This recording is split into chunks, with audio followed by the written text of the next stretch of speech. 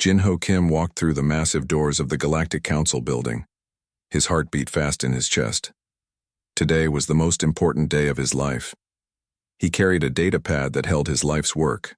The atmospheric processing technology inside could change everything for millions of people. The young human engineer was only 22 years old. Most aliens in the council considered him a child. But Jin-Ho had spent the last 4 years working on something incredible. His machines could turn dead planets into living worlds in just 20 years instead of 200.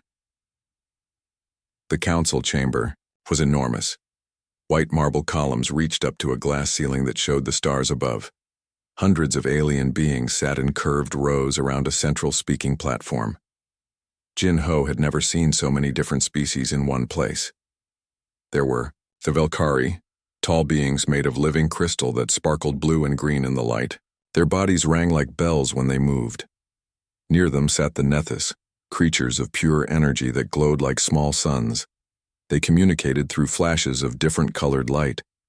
The most frightening were the Gorvani, these ancient reptile. People had ruled star systems before humans even learned to make fire. Their scales were dark green and their eyes were cold yellow. They watched Jin-Ho like predators watching prey. At the center of the highest row sat Elder Counselor Vextar. He was an insectoid being from the Threx Collective. His body was covered in black chitin armor. 6 arms moved constantly as he reviewed documents on multiple screens. His compound eyes reflected the chamber lights like hundreds of tiny mirrors. Ambassador Yunseo Park sat in the human delegation area. She was Jin-Ho's mentor and had helped him get this chance to speak. Her face was calm, but Jin-Ho could see worry in her eyes. She had warned him that the council did not like quick changes or new ideas. A deep voice echoed through the chamber. The council recognizes Jin-Ho Kim of Terra to present Proposal 774. Jin-Ho walked to the speaking platform on shaking legs. The platform rose slowly until he was level with the lowest row of council members. Hundreds of alien eyes focused on him. Some species had no eyes at all, but Jin-Ho could feel their attention like weight pressing down. Honored counselors, Jin-Ho began. His voice sounded small in the huge chamber. I come before you today with a solution to one of our galaxy's greatest problems. Right now, over 50 million refugees drift in spaceships. They have no homes because their worlds were destroyed in the recent wars. Jin-Ho activated his datapad. A holographic display showed images of refugee ships. Inside, families lived in cramped metal corridors. Children had never seen real sunlight or breathed natural air. The images were heartbreaking. The council has identified 47 dead worlds that could house these refugees. But current terraforming methods would take 200 to 300 years to make these planets livable. The refugees will be dead long before their new homes are ready. Elder Vextar's head tilted to one side. His mandibles clicked together in what Jin-Ho hoped was interest and not hunger. Jin-Ho changed the display to show his atmospheric processors. They looked like massive metal trees with thousands of branches. Each one was the size of a city building. My atmospheric processors work differently than old terraforming methods. Instead of slowly changing a planet over centuries, they create localized atmospheric pockets. One processor can make a breathable environment in a 50-kilometer radius in just 6 months. The display showed how the processors worked. They pulled gases from underground and processed them through biomechanical filters. They also spread specially designed bacteria and algae that could survive in harsh conditions and produce oxygen. A dead planet needs only 50 processors to support 10 million people within 5 years. After 20 years, the processors will have created a stable global atmosphere. The refugees could have real homes in their lifetimes, not in their great-grandchildren's lifetimes. Jin-Ho looked around the chamber. Some aliens leaned forward with what might have been interest. Others sat motionless. The Gorvani delegation whispered among themselves in their ancient language. Elder Vextar spoke first. His voice was like grinding stone. Young human, your species has existed for only a few thousand years. The Threx Collective has watched civilizations rise and fall for over 1 million years. We have seen what happens when species rush toward change without wisdom. A Gorvani counselor rose to speak. Her scales were darker than the others, marked with ritual scars that showed her great age. The human proposes to reshape worlds in decades. This is the thinking that destroys ecosystems and creates more refugees. We must move slowly and carefully. But people are dying right now, Jin-ho said, his voice rising. Every day we wait, more families lose hope. More children are born in metal corridors who will never see grass or trees. My processors can change that. A Velkari counselor rang like a silver bell. The chamber's translation system converted the musical tones into words. The young human shows passion but lacks perspective. We have terraformed over 300 worlds using proven methods. None have suffered ecological collapse. Can you guarantee the same safety with your rapid approach? Jin-ho felt his confidence cracking. The processors are thoroughly tested. I have run simulations on thousands of different world types. The success rate is 97%. Simulations, Elder Vextar repeated. The word sounded like an insult in his grinding voice. Not reality. Not the wisdom earned through centuries of careful observation. Humans always believe their new ideas are better than proven methods. The debate continued for 2 hours. Council members asked technical questions that Jin-ho answered as best he could. But he could feel the mood in the chamber growing colder. These beings had lived for centuries or millennia. To them, a 22-year-old human was barely more than a child playing with dangerous toys. Finally, Elder Vextar called for a vote.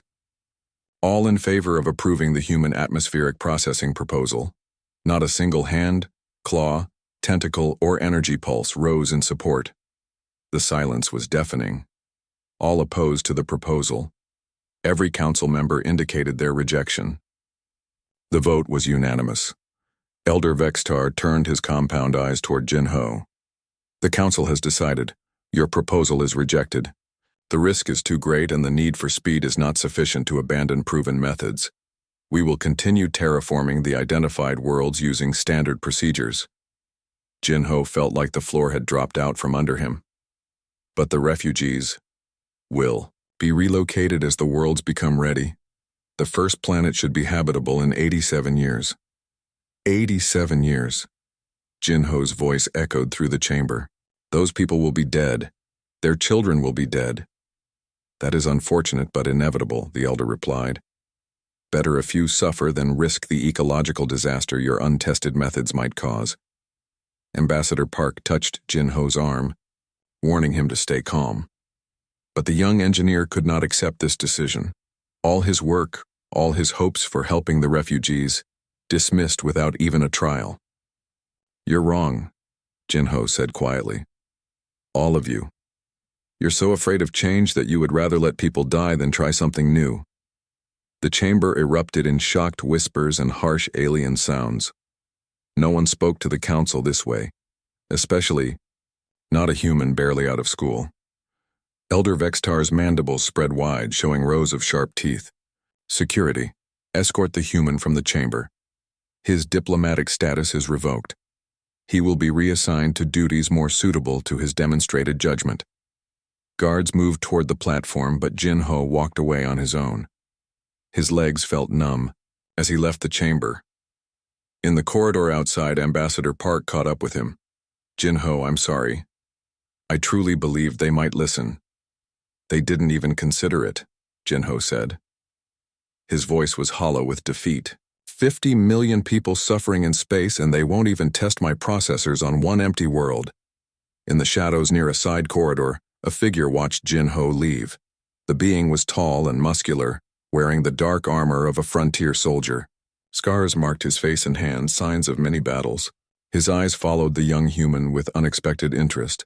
Jin-ho Kim did not know it yet, but his rejection by the council had been observed by someone who understood the value of bold action over cautious tradition.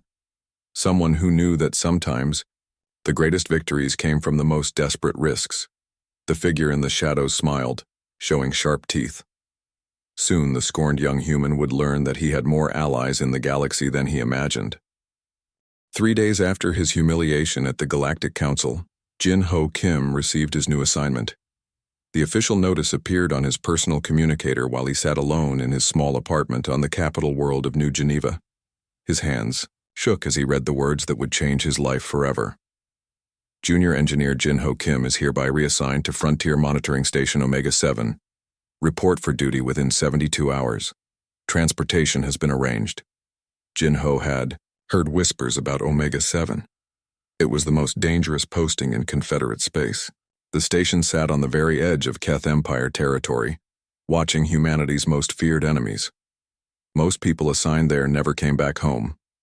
Ambassador Park visited him before he left. She looked tired and sad as she sat in his small living room. "I tried to stop this assignment," she said quietly, but Elder Vextar insisted. "He wants you as far from the council as possible." "Maybe it's better this way," Jin-Ho replied. He was packing his few belongings into a military duffel bag. "I can't stand to be around people who care more about tradition than saving lives." Park handed him a sealed data chip. "Your atmospheric processor research. I saved copies before they tried to delete everything. Don't let them bury your work, Jin-Ho. The galaxy needs new ideas, even if the old fools can't see it." The transport ship to Omega-7 was an old military freighter. Jin-Ho was the only passenger among crates of supplies and ammunition. The journey took 5 days through hyperspace. He spent the time reading everything he could find about the Keth Empire. The Keth were a warrior species that had conquered dozens of star systems through pure military force. They believed that strength was the only truth in the universe. Their empire was ruled by warlords who fought each other as much as they fought external enemies.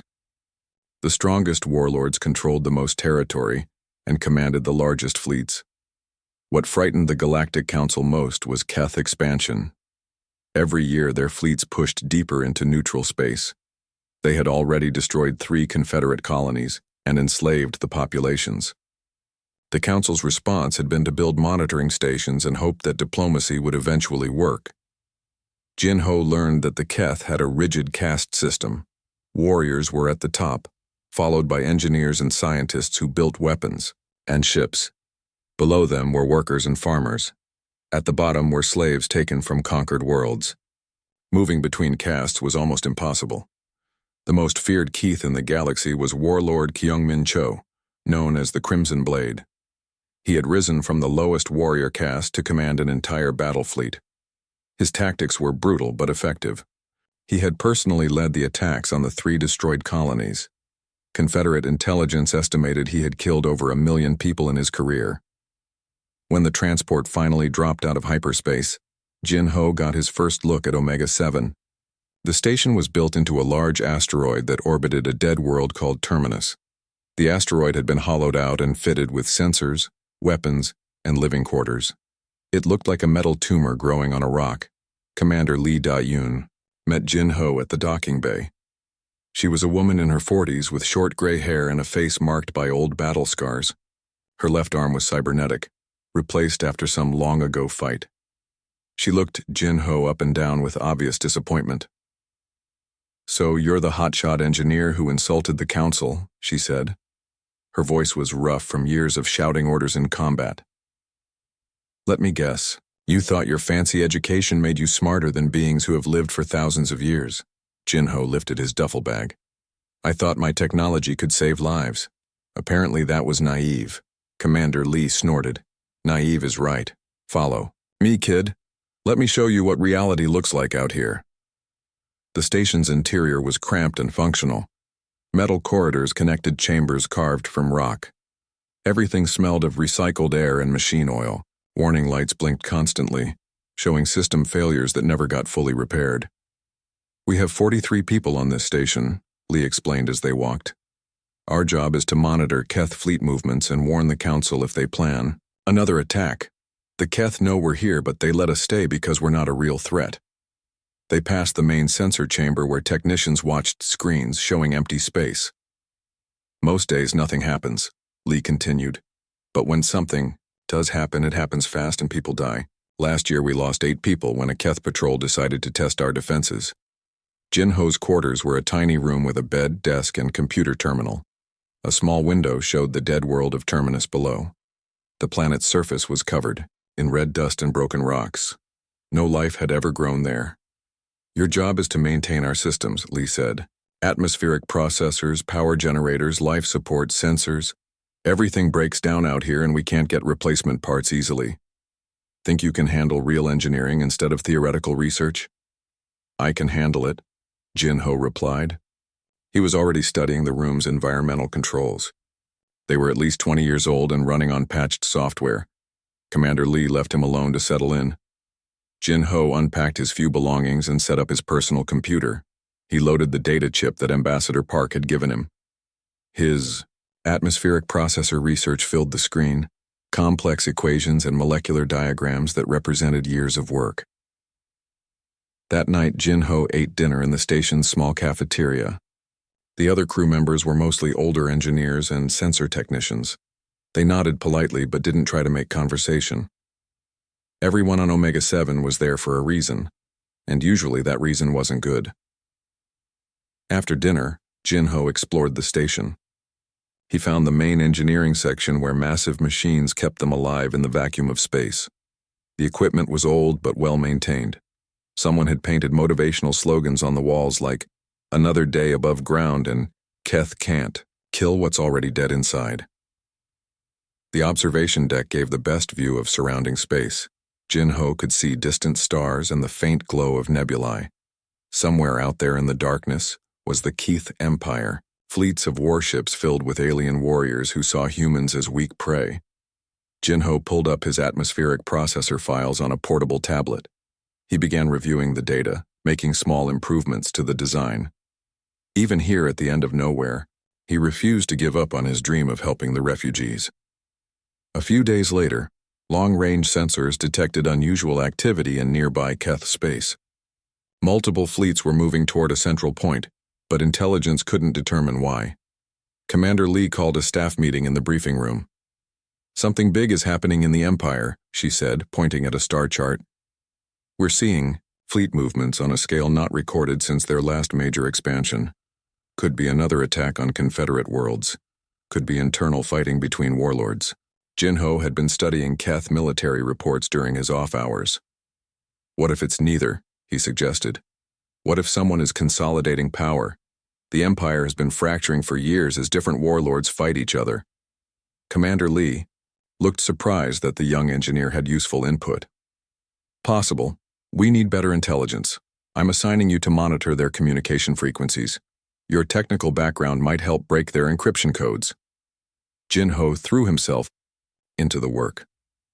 He spent long hours in the sensor chamber, listening to fragments of Keth communications. Their language was harsh and guttural, full of references to honor and strength. Slowly, he began to pick up common words and phrases. The work gave him purpose beyond just maintaining life support systems. Every decoded message might provide crucial intelligence about Keth intentions. Jin-Ho felt like he was contributing something meaningful instead of just marking time until his exile ended. Late at night, when most of the crew was asleep, Jin-Ho would return to his quarters and work on his atmospheric processors. He refined the molecular filters and improved the bacterial cultures. Even if the Galactic Council had rejected his ideas, he would be ready when another opportunity came. 3 weeks into his assignment, the sensors detected something unusual. A single Keth ship had broken away from the main fleet movements. It was heading directly toward Terminus at high speed, but its engine signature was erratic. Commander Lee studied the readings with a frown. "That's not normal patrol behavior. Either they're planning to attack us or something's wrong with that ship." Jin-Ho enhanced the sensor data. "Engine plasma is fluctuating. Power readings are dropping. I think they're in trouble." "Good," Lee replied. "Let them burn up in space. One less Keth warrior to worry about." But Jin-Ho kept watching the damaged ship as it limped toward their position. Something about the situation felt wrong. A single ship, running from its own fleet, clearly in distress. What could make a Keth warrior abandon his comrades and flee into enemy space? The answer to that question would change everything Jin-Ho thought he knew about courage, honor, and the possibility of finding allies in the most unlikely places. The damaged Keth warship dropped out of hyperspace 3 kilometers from Omega-7. Jin-Ho watched from the sensor station as the alien vessel tumbled through space, its hull glowing red from internal fires. The ship was massive, easily 5 times larger than their monitoring station, but it was clearly dying. Commander Lee stood behind Jin-Ho, studying the readings. "Life support is failing," she said. "Reactor containment is critical. That ship has maybe 30 minutes before it becomes a radioactive tomb." "There might be survivors," Jin-Ho said. He enhanced the bioscanner readings. "I'm detecting one life sign, very weak. Someone's still alive in there." Lee crossed her arms. "Not our problem. The Keth wouldn't help us if our positions were reversed. They'd watch us die and laugh about it." But Jin-Ho couldn't stop staring at the dying ship. A living being was trapped inside, slowly dying from radiation poisoning. It went against everything he believed in to just watch and do nothing. "I'm going over there," he said quietly. "Like hell you are," Lee snapped. "That's a direct order, Kim. You stay on this station." Jin-Ho turned to face her. "Commander, I took an oath when I became an engineer. I swore to preserve life whenever possible. I can't break that oath, not even for a Keth. That Keth would kill you without hesitation if the positions were reversed. Maybe. But I'm not Keth, I'm human. And humans don't abandon people to die, if we can help it." Lee stared at Jin-Ho for a long moment. She could see the determination in his young face. "You're going to get yourself killed, kid. And probably start a war in the process. Then stop me if you can," Jin-Ho said. He was already moving toward the docking bay. "But I won't live with myself if I don't try." Commander Lee cursed in 3 languages but didn't try to physically stop him. Deep down, she understood why Jin-Ho felt compelled to act. It was the same stubborn idealism that had gotten him exiled to the frontier in the first place. Jin-Ho suited up in the station's emergency rescue gear. The suit was bulky and awkward, but it would protect him from radiation and vacuum. He climbed into their smallest shuttle, a maintenance pod designed for external repairs. The flight to the Keth warship took only 5 minutes but felt like hours. As Jin-Ho got closer, he could see the extent of the damage. The ship's hull was cracked in dozens of places. Atmosphere vented from the breaches in glowing streams. Internal explosions flickered through the transparent sections. Finding a docking port that wasn't damaged took several attempts. Finally, Jin-Ho managed to seal his shuttle to an auxiliary airlock near the ship's rear. He checked his radiation detector.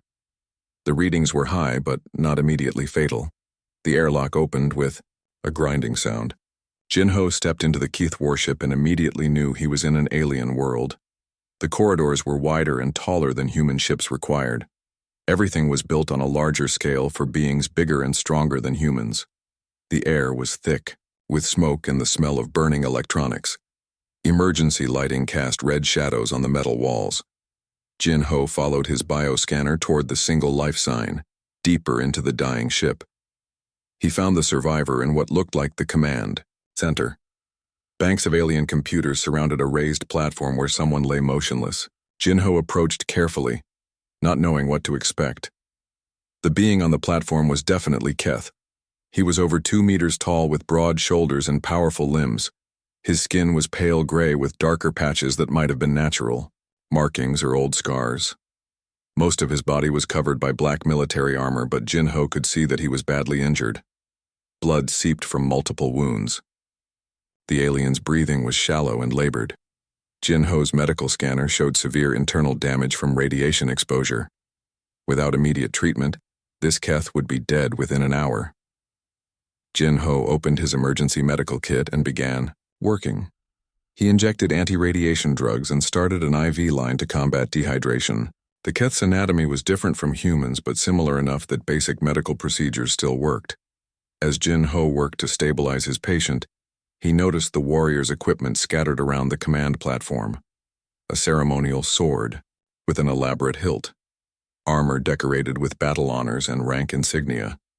This wasn't just any Keth soldier. The markings indicated extremely high rank. Jin-Ho was cleaning a head wound when the alien suddenly opened his eyes. They were golden yellow, like a predator's eyes. For a moment they focused on nothing. Then they locked onto Jin-Ho's face behind his helmet visor. The Keth warrior moved faster than Jin-Ho thought possible for someone so badly injured.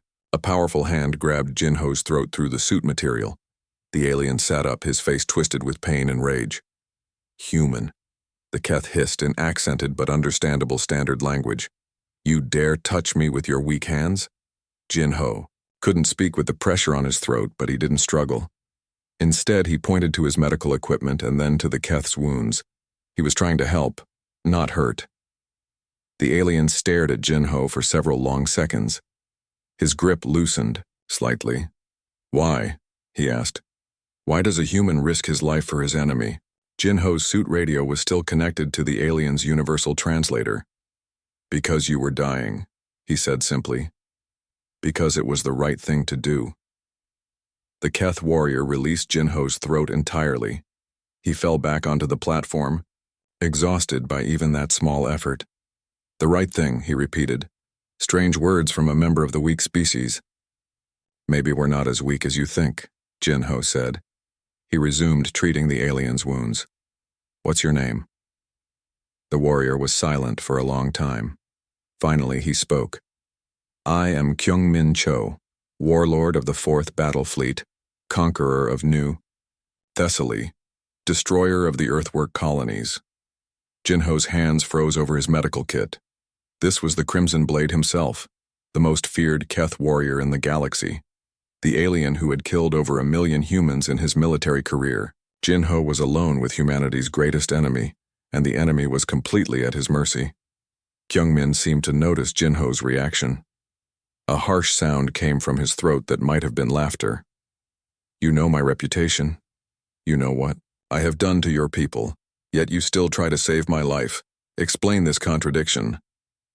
Jinho forced himself to continue working. His hands shook as he sealed a plasma burn on the alien's arm. I don't have to like you to keep you alive. That's what makes us different. Different how? You see strength in killing. We see strength in saving lives, even lives of our enemies. Kyungmin studied Jinho with those predator eyes. Your council does not share this philosophy. They rejected your terraforming proposal because they feared change. They prefer to let refugees die rather than risk new methods. Jinho looked up sharply. How do you know about that? Keth intelligence is better than you think. We know about your atmospheric processors. We know the Council cast you out for challenging their ancient ways. You are as much an outcast as I am. What do you mean? Kyungmin's face darkened with anger. I have been exiled from the Empire, branded a traitor for refusing to follow orders that violate even our warrior code. My own fleet tried to capture me. I escaped, but my ship was damaged in the fighting. Jinho felt a chill that had nothing to do with the damaged life support. What orders? The High Command plans to release biological weapons on civilian populations, diseases that will kill millions of innocents. When I spoke against this strategy in the War Council, I was declared an enemy of the state. The two beings stared at each other in the flickering emergency lighting. A human engineer who had been cast out for wanting to save lives. A Keth warlord who had been exiled for refusing to take lives dishonorably. Both outcasts from their own. People brought together by circumstances neither could have imagined. Your injuries are stabilized, Jinho said finally. But you need proper medical treatment. My station has better equipment. Kyungmin struggled to sit up. You would bring the Crimson Blade to your base? Your commander will have you executed. For treason? Maybe. But leaving you here to die would be worse than treason. It would be abandoning everything that makes us human. The Keth warrior stared at this young human who seemed determined to save him, despite every reason to let him die. In all his years of conquest and battle, Kyungmin had never encountered anything like this strange form of strength. Very well, he said quietly. I place my life in your hands, Jinho Kim of Terra. But know this, if you betray me, I will kill you with my bare hands before your people can stop me. Jinho helped the injured alien to his feet. I won't betray you, but I can't promise the same about my commander. She's not going to be happy about this. As they made their way slowly back to the shuttle, Jinho realized he had just committed an act that could be seen as either the greatest mercy or the greatest folly in human history.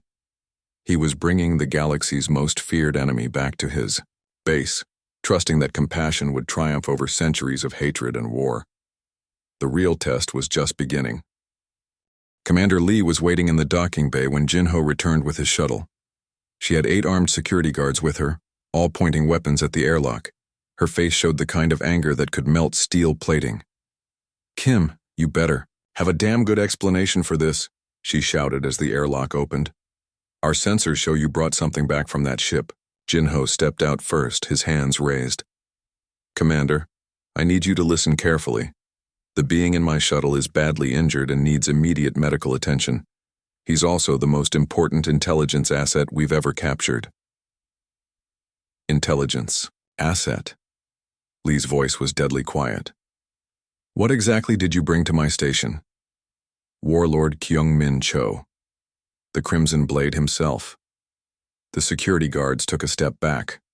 Several of them made religious signs with their free hands. Even hardened frontier soldiers knew that name and feared it. Commander Lee's cybernetic arm whirred as her hand tightened into a fist. "You brought the most wanted war criminal in the galaxy to my station? Kim, I should throw you out an airlock, right now. He's dying from radiation poisoning, and he has information about a biological weapons program that could kill millions of people." Lee stared at Jinho for a long moment. Then she activated her comm unit. "Medical team to docking. Bay 2, full hazmat protocols. Security team Alpha, seal all approaches to this section." Dr. Sung Min-jun arrived with 2 medical technicians. He was an older man who had served on frontier stations for 20 years. Nothing surprised him anymore, but his eyes widened when he saw the massive Keith warrior on Jinho's medical stretcher. "Is that who I think it is?" Dr. Sung asked quietly. "The Crimson Blade," Lee confirmed. "Treat him, but keep him sedated and restrained. I don't want him waking up and killing half my crew." As the medical team worked, Jinho explained what he had learned aboard the damaged warship. Kyung-min had been exiled for refusing to participate in biological warfare against civilian populations. His own people had tried to capture or kill him for his opposition to the new strategy. "You expect me to believe that the Butcher of New Thessaly suddenly grew a conscience?" Lee asked. "I expect you to believe that even Keth warriors have limits. Kyung-min told me the High Command wants to release engineered diseases on Confederate worlds, plagues that would kill every man, woman, and child." Commander Lee's expression grew thoughtful. This kind of intelligence could be invaluable to Confederate Defense Command, but it could also be a trap. The Keth were known for their cunning as much as their brutality. "We'll interrogate him when he recovers," she decided. "But first I'm sending a priority message to headquarters. They need to know what we have here." 3 hours later, Jinho sat in the medical bay watching over his patient. Kyung-min was unconscious but stable. The anti-radiation treatments were working and his vital signs were improving. Dr. Sung had done excellent work repairing the internal damage. Jinho found himself studying the alien's face. Without the fierce golden eyes and snarling expression, Kyung-min looked almost peaceful. It was hard to believe this was the same being who had destroyed 3 colonies and earned a reputation as an unstoppable killer. The Keth warrior's equipment sat on a nearby table. Jinho examined the ceremonial sword with its elaborate engravings. The markings told the story of countless battles and victories. Each symbol represented planets conquered and enemies defeated. But there were other symbols too. Marks that Jinho didn't recognize from his studies of Keth military culture. These looked more like honors for protecting people rather than destroying them. Jinho wondered if there was more to Kyung-min's story than just conquest and killing. Commander Lee entered the medical bay carrying a data pad. "I got a response from headquarters. They're sending a team of interrogation specialists. They'll be here in 4 days." Interrogation specialists? Jinho didn't like the sound of that. The kind of people who get information from prisoners who don't want to talk. The Crimson Blade has intelligence that could save millions of lives. If he won't cooperate voluntarily, they'll make him cooperate. Jinho thought about the conversation he had with Kyung-min on the damaged ship. The alien had seemed genuinely disgusted by his own people's plan to use biological weapons. What if he's willing to share information freely? Then the interrogation will be much easier for everyone involved. That evening, Kyungmin regained consciousness. Jin-ho was checking his IV when those golden eyes opened and focused on the young human's face. This time there was no violence, just careful observation. "I am still alive," the Keth warrior said. His voice was weak but clear. "You kept your promise." "How do you feel?" Kyungmin tried to sit up, but restraints held him to the medical bed. He tested their strength briefly, then relaxed. "Like I have been trampled by a herd of battle beasts, but I will survive thanks to your skills." Jin-ho pulled up a chair next to the bed. "My commander wants to question you about the biological weapons program. If you cooperate, they'll treat you well. If you don't, they'll send in specialists who won't be as gentle." "And what do you want, Jin-ho Kim?" "I want to understand why you opposed your own people. You could have stayed silent and kept your position. Why risk exile and death?" Kyungmin was quiet for several minutes. When he spoke, his voice carried years of pain and regret. "I have killed many beings in my career. Warriors in honest combat, soldiers defending their worlds, even civilians who stood in the way of military objectives. All of this I could justify as the necessities of war." The alien's hands clenched into fists despite the restraints. "But the High Command's new plan is different. They want to release diseases that will kill children who have never held weapons, elders who pose no threat, pregnant mothers who only want to protect their unborn young. This is not war. This is genocide." Jin-ho leaned forward. "So you spoke against it in the War Council?" "I told them that such methods were beneath the honor of true warriors. That victory achieved through mass murder would be meaningless. The other warlords called me weak, said that my time fighting humans had made me soft." "What happened then?" Kyungmin's eyes blazed with anger. "They declared me a traitor to the Empire. My own officers were ordered to arrest me and bring me back in chains. I had to fight my way off my flagship. Many good warriors died because I refused to surrender." Commander Lee entered the medical bay during this conversation. She had been listening from the doorway. "Why should we believe any of this? You're the Crimson Blade. Your reputation speaks for itself." The Keth warrior turned his fierce gaze on her. "Because I am the Crimson Blade, my words carry weight. If I were still loyal to the Empire, would I be here as your prisoner? Would my own fleet have tried to destroy me?" Lee studied Kyungmin's scarred face. "Assuming you're telling the truth, what kind of biological weapons are we talking about?" "Engineered viruses that target specific genetic markers. Diseases that kill quickly but leave infrastructure intact. The High Command believes they can conquer Confederate space without having to rebuild what they destroy. How long before they're ready to deploy these weapons?" 3 months at most. Perhaps less if their scientists have solved the delivery problems." Commander Lee exchanged glances with Jin-ho. This information was even worse than they had feared. "Why are you telling us this?" Kyungmin met her gaze steadily. "Because your species showed me mercy when I deserved none. Because Jin-ho risked his life to save an enemy who would have killed him without hesitation. Because I have learned that there is strength in protecting life as well as taking it." The alien looked back at Jin-ho. "Your people call this compassion. My people would call it weakness. But I have seen what your compassion can accomplish. It saved my life when my own strength failed me." Jin-ho felt something shift in his understanding of the universe. Here was a being who had committed terrible acts but was still capable of growth and change. Someone who could recognize the value of human ideals even after years of fighting against them. "There's something else," Kyungmin continued. "The High Command knows about your atmospheric processors. They plan to capture you alive and force you to adapt the technology for biological weapon delivery. Your machines could spread death instead of life across entire worlds." The revelation hit Jin-ho like a physical blow. His life's work, designed to create new homes for refugees, could be twisted into an instrument of mass murder. The same technology that could bring life to dead worlds could also bring death to living ones.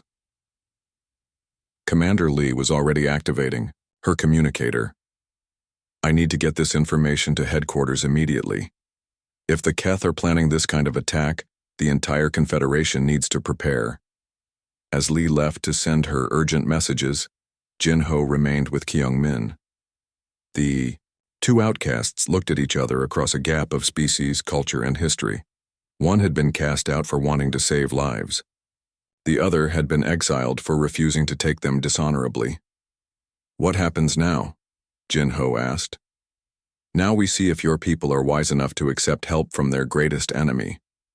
Because if they are not, both our species may be destroyed by those who value power more than honor." The alliance between human and Keth had begun in the most unlikely way possible. But Jin-Ho was starting to realize that sometimes the greatest partnerships came from the most unexpected sources. 2 days after Kyungmin's arrival at Omega 7, the station's long-range sensors detected incoming ships. Commander Lee stood in the sensor room watching the displays with growing alarm. 23 Keth warships were approaching their position at maximum speed. "They found him," she said grimly. "Jin-Ho, get to the medical bay and ask our prisoner what he knows about Keth assault tactics. We're going to need every advantage we can get." Jin-Ho ran through the station corridors as emergency alarms began to sound. He found Kyungmin sitting up in his medical bed, no longer restrained now that his injuries had healed enough for him to move around. The Keth warrior was listening to the alarms with a thoughtful expression. "Your people are in danger because of me," Kyungmin said as Jin-Ho entered. "The fleet that approaches is led by warlord Tae-hyun-baek, my former second-in-command. He believes capturing me will restore his honor in the eyes of the High Command. Can you help us fight them off?" Kyungmin stood up slowly, testing his strength. "I can do better than that. I can help you win." Jin-Ho helped the alien warrior walk to the command center where Commander Lee was coordinating their defenses. The station had defensive weapons, but they were designed to discourage raiders, not fight off a full Keith battle fleet. "Commander," Kyungmin said as they entered, "your weapons are insufficient for this fight, but your station has mining equipment that can be adapted for defense." Lee looked skeptical. "Mining lasers against military-grade armor? Not the lasers themselves. The focusing arrays and power distribution systems. Jin-Ho's engineering skills could modify them to create weapons your enemies will not expect." Jin-Ho's mind was already racing with possibilities. "The mining lasers are designed to cut through solid rock. If we could boost their power output and tighten the focus beams, they would slice through ship hulls like cutting paper," Kyungmin finished. "But you would need to modify the targeting computers to track moving vessels instead of stationary rocks." Commander Lee activated the station-wide communication system. "All personnel to battle stations. Engineering teams report to mining section. 7. We have 1 hour before the Keth fleet arrives." Jin-Ho and Kyungmin worked together in the mining section, their hands moving quickly over control panels and power conduits. The young human's technical knowledge combined with the alien warrior's understanding of ship vulnerabilities created solutions neither could have found alone. "Increase power flow to the primary focusing array," Kyungmin suggested as Jin-Ho rewired the targeting system. "Keth ships have reinforced armor on their fronts but weaker plating on the sides." "How do you know so much about engineering?" Jin-Ho asked as he rerouted power cables. "A warrior who cannot maintain his own weapons will die quickly in battle. I have studied the construction of every ship in my fleet." 20 minutes before the enemy arrived, Jin-Ho activated the modified mining system. The massive laser array hummed with power as targeting computers locked onto the approaching ships. What had once been equipment for peaceful mining was now a weapon that could threaten even military vessels. Kyungmin studied the tactical display showing enemy ship positions. "Tae-hyun will try to disable your station without destroying it completely. He wants me alive for interrogation. This gives us an advantage." The first Keth ships dropped out of hyperspace 3 kilometers from Omega 7. They were sleek predators designed for war, their black hulls bristling with weapons. Against them, the converted asteroid station looked like a helpless victim. "Commander," Lee opened a communication channel. "Keth vessels, this is Frontier Monitoring Station Omega 7. You are in Confederate space. Withdraw immediately, or we will defend ourselves."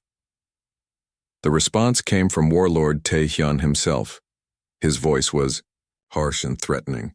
"Surrender the traitor Kyungmin Cho and your deaths will be quick. Resist and we will make you suffer before you die." "Counteroffer," Lee replied. Go back where you came from before we show you what human engineering can do. The Keth fleet began their attack approach. Jinho watched the sensor displays as enemy ships moved into formation.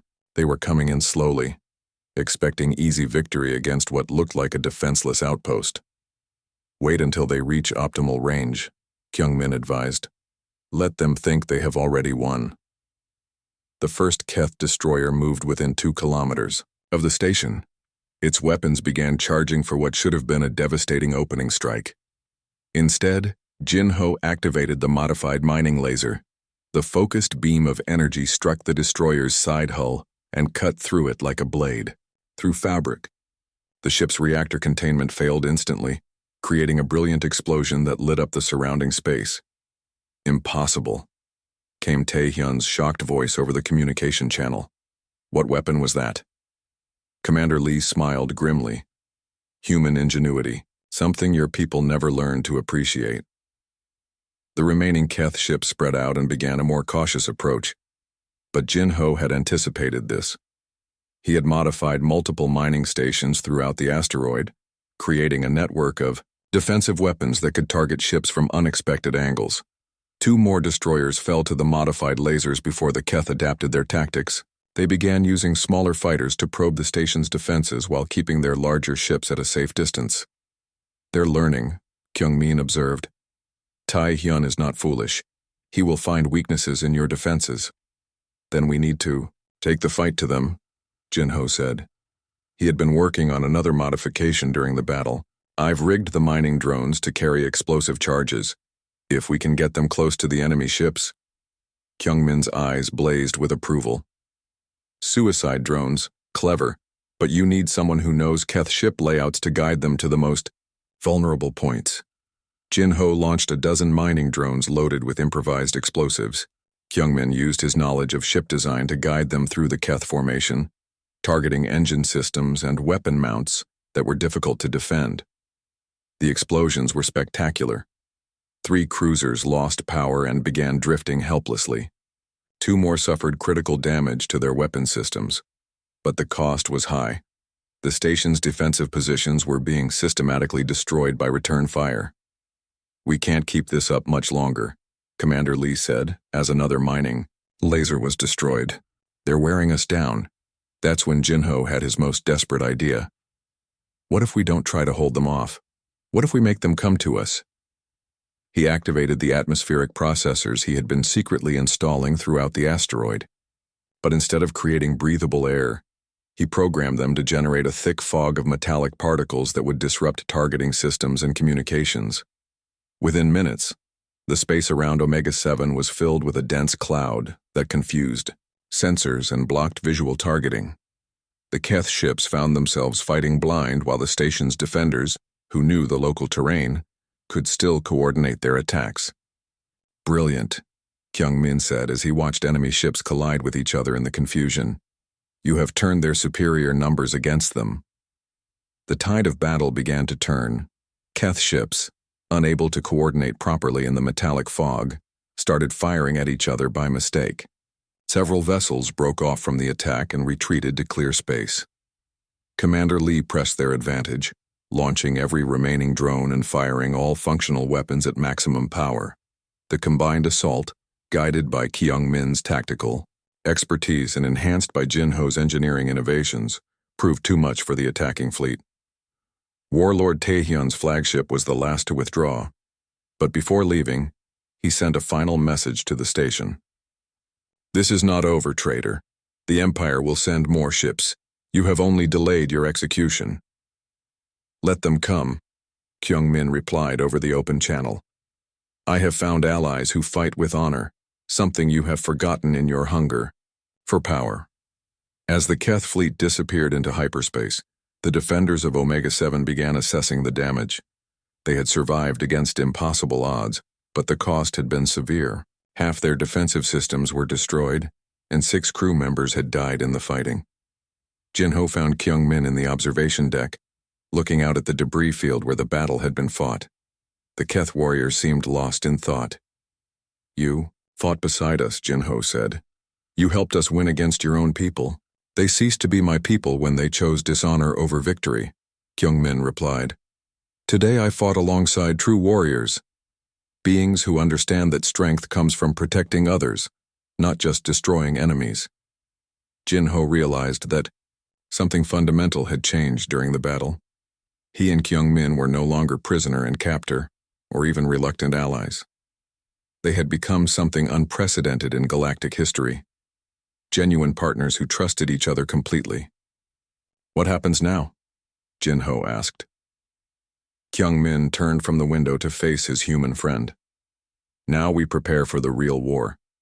Taehyun will report our success to the High Command. They will realize that humans are more dangerous than they believed. The biological weapons program will be accelerated. Then we need to stop them before they can deploy those weapons. Yes, but we cannot do it alone. Your people and mine must learn to work together, as we have learned. The galaxy's survival may depend on it. As they stood together in the observation deck, surrounded by the wreckage of their victory, Jin-ho and Kyungmin began planning for the greater battle that lay ahead.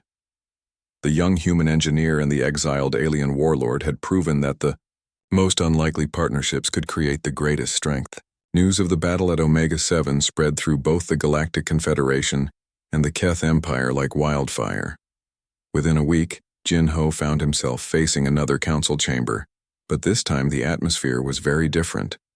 Elder Counselor Vextar sat in his high seat, but his compound eyes showed confusion rather than dismissal. Commander Lee stood beside Jin-ho, her battle-scarred face proud as she delivered her report. The human engineer's modifications to our mining equipment allowed 43 people to defeat a fleet of 23 warships. His tactical innovations, combined with intelligence provided by the Keth defector, saved not only our station, but potentially millions of civilian lives. Beside them, Kyungmin Cho stood in restraints that were more ceremonial than functional. The former Keth warlord had requested formal asylum in Confederate space, bringing with him detailed plans of the biological weapons program that threatened every world in known space. Elder Vextar's mandibles clicked nervously. This information about viral weapons is most disturbing. But how do we know this alien speaks truth? The Keth are known for their deception. Ambassador Park, who had returned to support Jin-ho, activated a holographic display.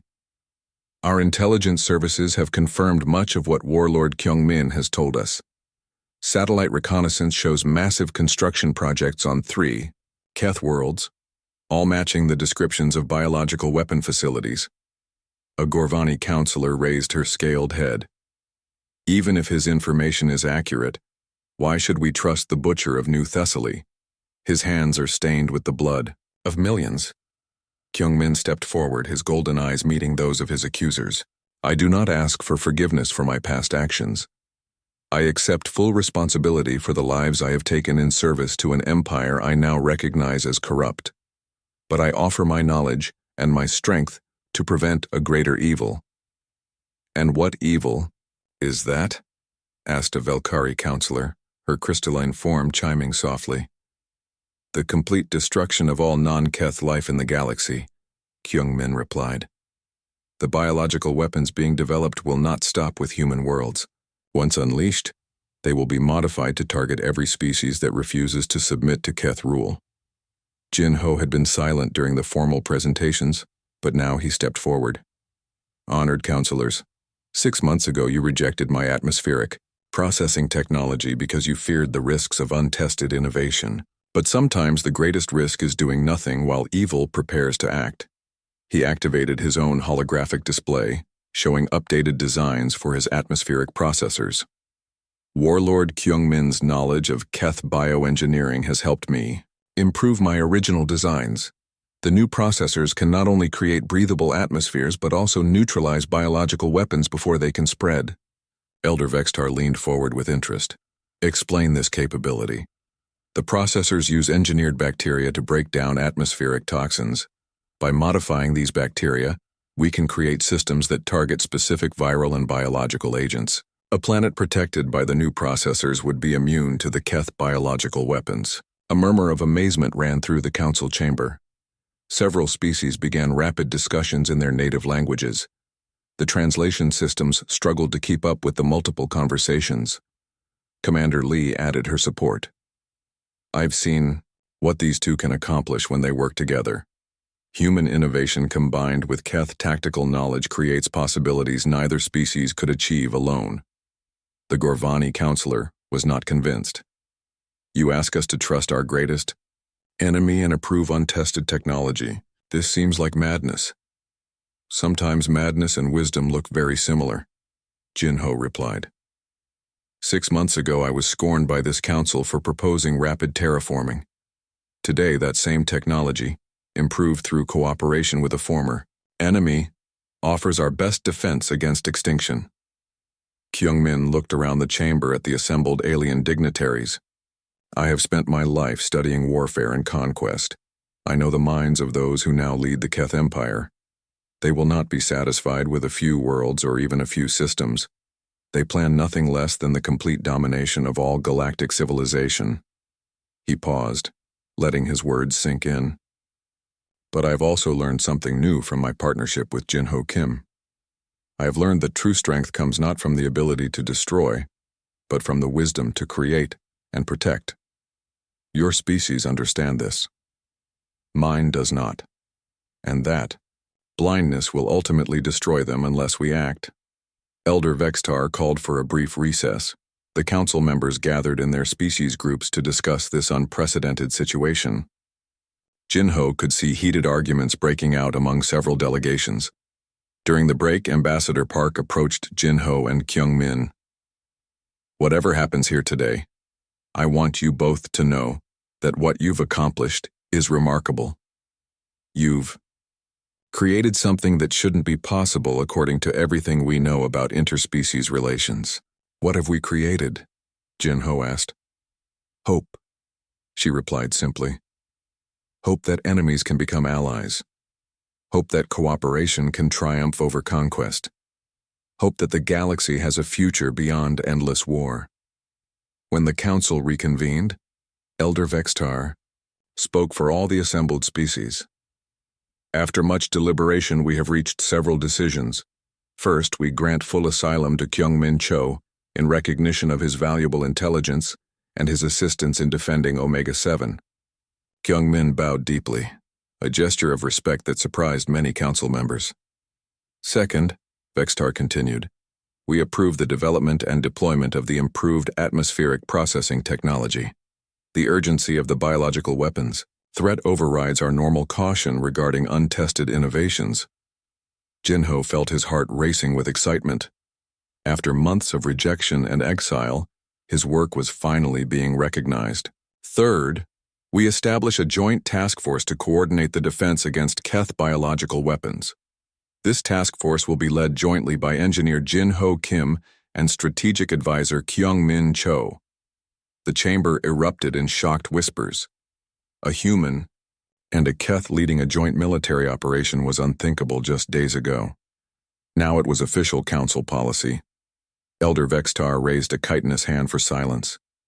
These are extraordinary times that require extraordinary measures. We have seen what these two individuals can accomplish together.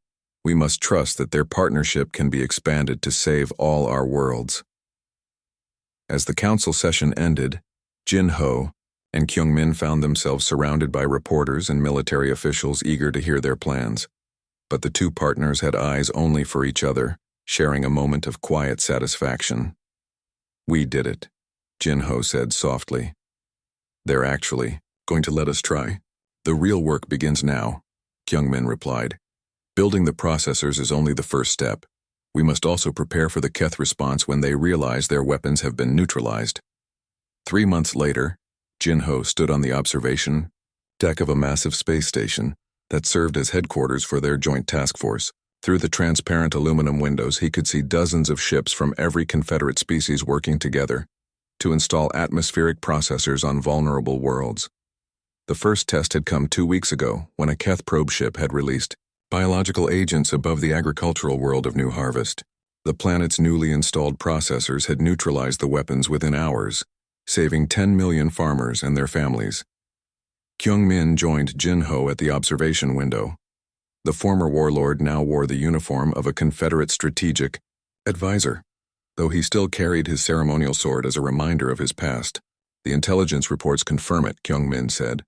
The high command is in chaos. Their primary strategy has been defeated before they could fully deploy it. Several warlords are questioning the leadership's competence. Will that lead to civil war in the Empire? Perhaps. Or perhaps it will lead to something even more dangerous. A desperate enemy is often more deadly than a confident one. Jin-ho nodded, understanding the implications. Their success had bought the galaxy time, but it had not eliminated the threat. The Keth Empire would adapt and find new ways to spread their conquest across the stars. At least now we're ready for whatever comes next, Jin-ho said. The processors are being installed on every inhabited world in Confederate space.